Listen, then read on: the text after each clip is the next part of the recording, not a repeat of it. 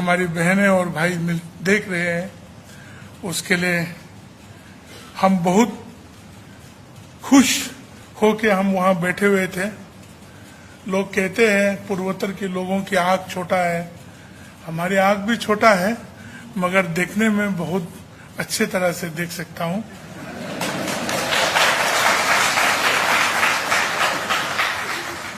छोटे आंख होने से एक फायदा है, गंदगी कम घुसते हैं और बहुत कभी कभार मंच में बैठे हुए लंबा जब कार्यक्रम चलते हैं, हमने एक तरीका से सो भी जाते हैं, तब किसी को मालूम नहीं पड़ते कि वो सो रहे या जाग रहे।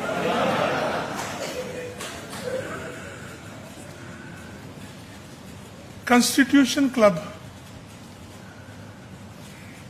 हमारे लिए भी ये पहले बार है इस स्थान में आके एक जनजाति का कार्यक्रम में, हूल दिवस के कार्यक्रम में जनजातियों के बारे में बात करते हुए, विचार विमर्श करते हुए, राजधानी की इस इतना बड़ा ऐतिहासिक स्थान में जनजाति के विषय में बात करते हुए हम मन में वहां बैठ के मन में हम यही सोच रहे थे कि ये दिन अगर 1947 के बाद थोड़ा जल्दी देखा होता तो जनजाति के साथ इतना सोच विचारों को देश के साथ मिल के जाने में मुश्किल नहीं होता। ये बहुत भावना वाला बात है हमारे लिए। कहते हैं कि हम लोग जनजाति हैं। बहुत बार अगर हम अपने विषय में, अपने सोच विचार के बारे में हम बताएंगे तो आप सोचेंगे कि भाजपा का अध्यक्ष है नागालैंड का, तो वो भाजपा वाला बात बोल रहा होगा, मगर वैसा नहीं है। हम एक हिंदुस्तानी होने वाला बात बोल रहे हैं।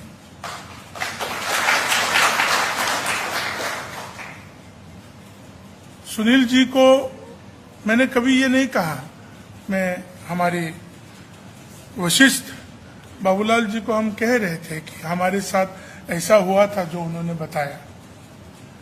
हम 1999 में ताजमहल देखने गए थे। उस समय आम आदमी की लाइन में हमारे देशवासियों के साथ हम भी जोड़ गए।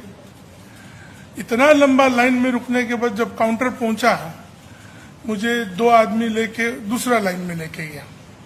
मुझे मालूम नहीं था, मगर उस समय में घुसने के लिए $20 लेते थे।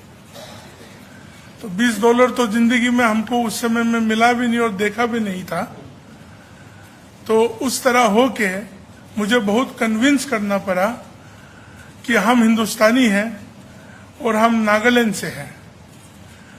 तो उस समय हम जब बोला वहां के लोगों को कि मैं नागालैंड से हूं, तो किसी ने ये भी पूछा कि कौन सा लैंड, स्विट्जरलैंड या फिनलैंड, कहाँ, कौन सा लैंड से। तो हम उस दिन को नहीं भूलते हैं और आज के इस दिन को भी कभी नहीं भूलेंगे कि आज जनजातियों के बारे में पूर्वोत्तर के लिए हमारे देश भी एक होके हम लोगों को भी इस मंच और इस जगह को सबके सामने देने के लिए ये जो सौभाग्य हमको दिया है, वो सिर्फ हमारे लिए नहीं, हमारे पूरा पूर्वोत्तर के लोगों के लिए और जनजातियों के लिए ये गर्व की बात है।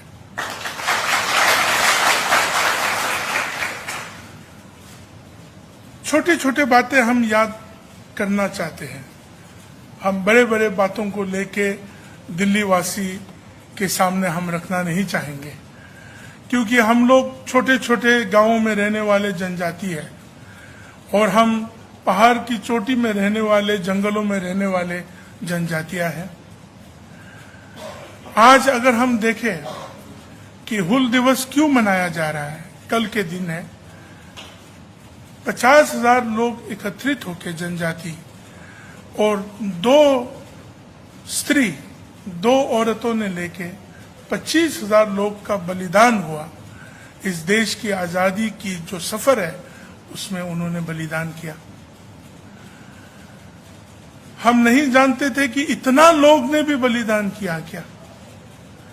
उसी तरह हमारे राज्य नागालैंड में भी कुछ बातें हैं जो आज तक उभर के नहीं आया, जैसे कि सुभाष जी और उनकी सेना जो है नागालैंड में फेक डिस्ट्रिक्ट की छोजुबा इलाका तक पहुंच के आया। और दुर्भाग्य की बात यह है कि आज हम भी उसी सरकार में हैं, मगर हमारी सरकार गठबंधन है और ये इकरार नहीं करते हैं कि सुभाष जी वहां तक आके चला गया। और वहां ऐसे ऐसे बुजुर्ग लोग हैं, आज 100 साल की उम्र की कोई बुजुर्ग है, कोई 99, कोई 95 ईयर्स एंड अबव के लोग हैं, जो वो कहानी कहते हैं कि वो एक साथ सुभाष जी के साथ उस इलाका तक जापानी लोगों के साथ लड़ने के लिए वो लोग आया था। और उस तरह का माहौल रख के इस देश का आजादी हुआ। बहुत सारे लोगों के लिए तो आजादी का कहानी सिर्फ चंद परिवारों के नाम लेके, चंद लोगों का नाम लेके, हम सब भी उनमें से है जो यहां तक पहुंच के आया है। मगर आज जब हम ये सुनते हैं और जानते हैं कि इस देश की आजादी के लिए हम सबों ने कितना बड़ा भाग लिया, हमारे पूर्वजों ने कितना बड़ा भाग लिया, छोटे से छोटे इलाका में, छोटे से छोटे स्थान में, अपने स्वतंत्र के लिए, अपने देश के लिए, अपने भारत के लिए अपने जान गंवाया, अपने जीवन को बिताया। इन चीजों का नैरेटिव, इन चीजों का कहानी, इन चीजों के विषय में हम लोग बात क्यों नहीं कर रहे हैं? करना चाहिए, क्योंकि अंग्रेज जब आए, आज हम भी एक युवा है आप लोगों की तरह, आज समझने के लिए ये आते हैं कि अंग्रेज ने बहुत अच्छा नैरेटिव बनाया और हम लोगों के इतिहास को पूरा खत्म करने के लिए, नेस्तनाबूद करने के लिए पूरा कोशिश किया। और आज उसका परिणाम पूर्वोत्तर में बहुत सारे स्थानों में आज भी है, नागालैंड जैसे राज्य में, मिजोरम जैसे राज्य में, मणिपुर जैसे में और अरुणाचल जैसे में बहुत सारे स्थानों में उस नैरेटिव का सोच विचार और विचारधारा को लेके आज तक इस देश के साथ है। और हम सबों का काम बनते हैं कि उस विचारधारा को निकाल के जो सत्य विचारधारा है, सत्य नैरेटिव है, उस नैरेटिव के मार्गदर्शन में हमें लेके चलना चाहिए। आप लोग तो बहुत खुशनसीब वाले लोग हैं कि आपको जब कहे भारत माता की जय, कहिए ना, गर्वान महसूस होते हैं। अब पूर्वोत्तर में बहुत सारे स्थानों में जाइए, सन्नाटा के आवाज के सिवा कुछ और जवाब नहीं मिलेगा, क्योंकि गलत नैरेटिव लेके आया गया है। भारत माता की जय बोले तो चुपचाप रहेंगे। आज भी ऐसे स्थान हैं जहां आप भारत के ध्वज को लहराना चाहेंगे तो आप अकेला हो जाएंगे, आपके साथ देने वाला नहीं रहेंगे। यहां तो रिपब्लिक डे और इंडिपेंडेंस डे के बाद तो आप तो फेंक देते हैं नाले में या डस्टबिन में छोड़ देते हैं।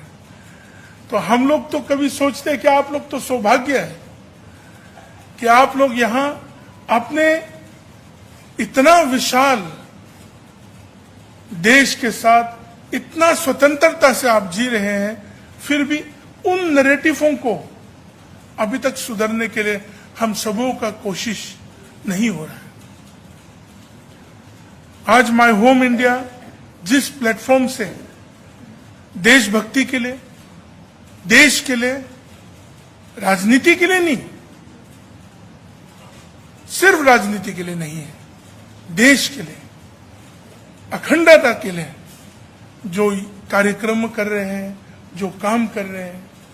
कोविड के समय में हमने देखा हमारी सुनील देवधर जी और उनकी टीम किस तरह पूर्वोत्तर के लोगों को और पूरा देश के लोगों को किस तरह फैसिलिटेट कर रहा था। कितना तकलीफें गुजरना पड़ा, फिर भी कभी पीछे नहीं हटा, साथ देके हमारे बच्चों को, हमारे भाइयों और बहनों को, हमारे राज्य तक पहुंचाया, उसके लिए माय होम इंडिया को भी बहुत बहुत धन्यवाद। क्योंकि जब पूर्वोत्तर की बच्चे भाइयों और बहनों बाहर निकलते हैं ना, बहुत डर डर के भेजते हैं, बहुत डर डर के भेजते हैं। कुछ तकलीफ होगा तो कौन उनके साथ देंगे, कुछ प्रॉब्लम होगा तो उनको कैसे समझेंगे। फिर भी पढ़ाई लिखाई के लिए और जो अपॉर्चुनिटी इस देश दे रहा है, अब हमारा देश दे रहा है, उन अपॉर्चुनिटियों को देख के, उन चीजों को महसूस करने के लिए, उन चीजों में रहने के लिए इस देश में हमारी पूर्वोत्तर की देश के लोग भी यहां आते हैं। आप लोग संभाल के आपकी बेटी और बेटियां और भाइयों को, आपके बच्चों को जो पूर्वोत्तर से आते हैं, मेहरबानी करके आप लोग उन लोगों को संभाल के आपके घरों में, आपकी कॉलोनियों में आप साथ दीजिए। थोड़ा सा देख रेख में थोड़ा बदलाव होगा, थोड़ा सा खान पान में थोड़ा अलग होगा, मगर मन तो एक ही होगा।